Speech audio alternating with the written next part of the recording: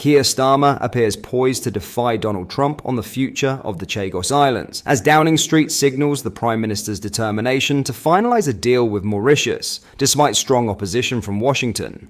A number 10 spokesman has suggested that Starmer is pressing ahead with negotiations to hand over sovereignty of the Indian Ocean archipelago to Mauritius, a move that has sparked security concerns within Trump's inner circle. In today's video, we will discuss this in full detail, all whilst going over the latest headlines from across the country. But first, hit the like button and subscribe to the channel and join our fast-growing community. Just a quick one to say we do have new One Keir t-shirts available on our website. Go to britishstand.com or check the link in the description.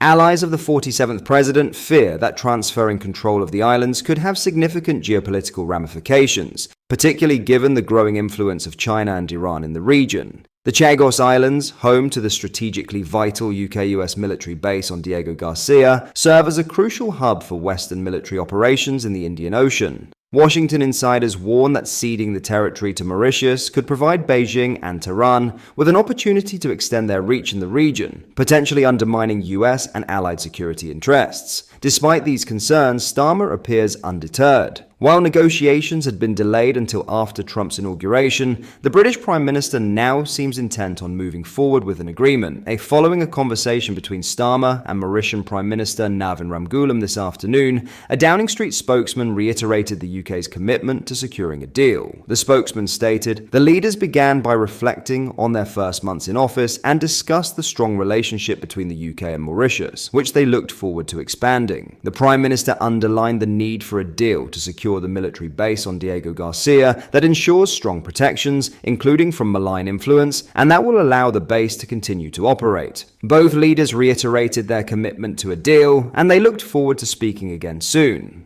The timing of Starmer's renewed push is significant, coming just weeks after Mauritius hinted that it had won further concessions from Britain in negotiations over the Chagos Islands. Speaking in Port Louis on January 14th, Mauritian Attorney General Gavin Glover suggested that discussions in London had yielded promising results, stating, "We had a productive meeting in London and have not come empty-handed from London." Reports indicate that one of those potential concessions could involve a hefty financial commitment from Britain.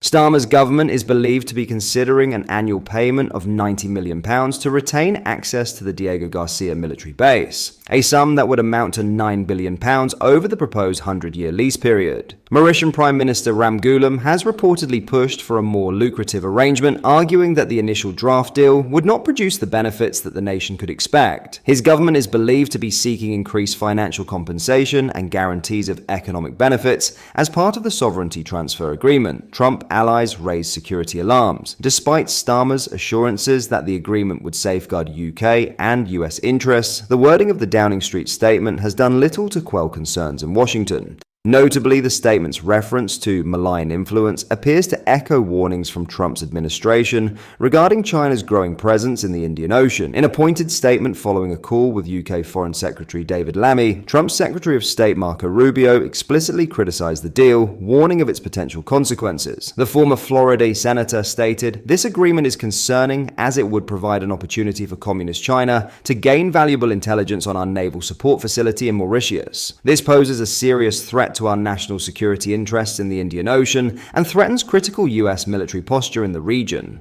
While official readouts from the US and UK did not directly reference the Chagos Islands, the US version of the call did explicitly highlight concerns over China's malign activities, reinforcing fears that Beijing could exploit the handover to advance its strategic goals. With Starmer pressing ahead and Trump's allies sounding the alarm, the fate of the Chagos Islands is shaping up to be a major transatlantic flashpoint, one that could strain relations between London and Washington as Trump returns to the White House.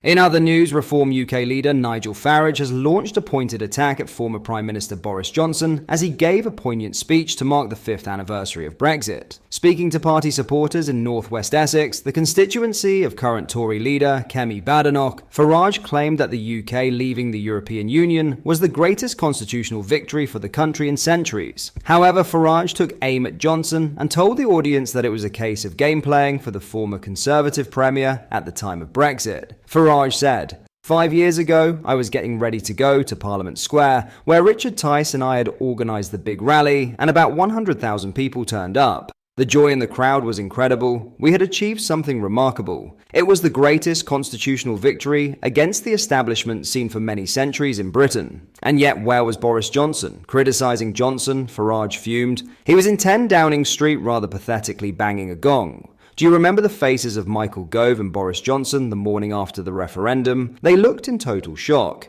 They didn't really want to leave the European Union. It was all a game about who leads the Conservative Party. Delivering his verdict on whether Brexit was a success for Britain, Farage admitted that although it worked out constitutionally, it has been a failure on tackling migration. Farage stated, "Constitutionally, it is a success. We are out and we will not be rejoining. That's fundamentally important." In terms of foreign policy, we stand far taller on the world stage with Brexit than we ever did before. The lead we took over Ukraine, whether you agree with it or not, was not something we could have done under a common European foreign policy. The rollout of the vaccine, whether you're a vaccine fan or not, we were able to do being free of the European Union. So there are successes, however many millions of people voted Brexit because they thought this was the way to take back control of our borders. Hitting out at the growing crisis facing Britain 5 years on from Brexit, Farage explained, 130,000 young men crossing the English Channel in dinghies, net migration going up in 2023 to 1 million a year. There are so many people out there who feel literally betrayed. But my message to them is this. They weren't betrayed by Brexit, they were betrayed by a Conservative government elected on the back of Brexit, with considerable help from myself, who never ever believed in it in the first place, who never really intended to deliver lower numbers coming into our country, and who thought they could get away with it. In a pointed attack at current Tory leader Kemi Badenoch from her constituency, Farage concluded, "Well folks, I'm back, and they won't get away with it. And frankly, they should never be forgiven for what they've done."